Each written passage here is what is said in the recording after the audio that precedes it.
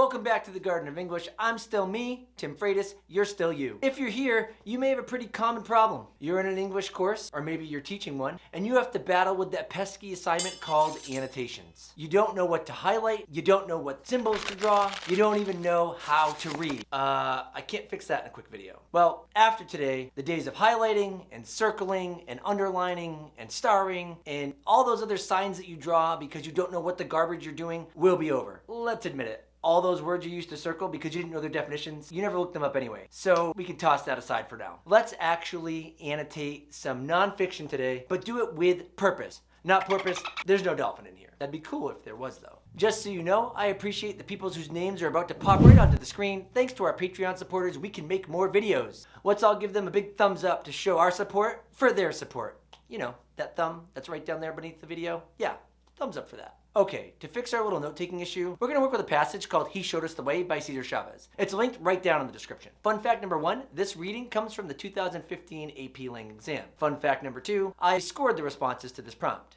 If you're like my students when it comes to annotating, you might be thinking, why do we have to do something so meaningless? What if I told you that the proper annotations may help you answer almost all of your multiple choice questions on your exam? The first step in annotations is actually quite easy. So easy a caveman can do it? Absolutely.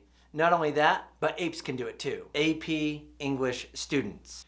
Step 1, you're gonna mark transitions in the text as you read it. If you think the author makes any changes while he or she is writing, all you need to do is just mark it. Mark where you think the transition or the shift happens. While you do, you need to remember this line. Good authors give a shift. We've got a poster for that. You can check it out in the description. It looks kind of like this. Here are the transitions you can mark. Try to find transitions in chronology. That's the order of the events that are happening. You can find transitions between topics. You can find transitions between images or word connotations, transitions between audiences. Reagan's Challenger speech is an excellent example of this. You should try to find it on the internet and check that out too. You can mark any changes at all, just make sure you can explain why you think the text is transitioning at that moment. While reading, you may only see 5 transitions, someone else will see 9, others might only find 3. It's not a problem, just be thoughtful while you're reading and look for the shifts. No matter how many shifts or transitions you actually see, when you locate the movements, all you need to do is draw a line where they appear. I'm gonna give you an AP exam hit. On essay question 2, which is the rhetorical analysis essay, I'm gonna encourage you to try to settle on 3 or 4 shifts throughout that particular passage while you read, even if you think there are more. And the reason why is because it's gonna make writing that essay much easier on exam day. If this is new for you right now, you're gonna need to try this out. Pause the video, click on that link in the description to the Chavez piece that's found right below here. Read the piece, and then just draw lines where you think you see him transitioning. I recommend that you do this on your own, but let's be honest, you all know I'm gonna show you my example in a second. Here's another hint.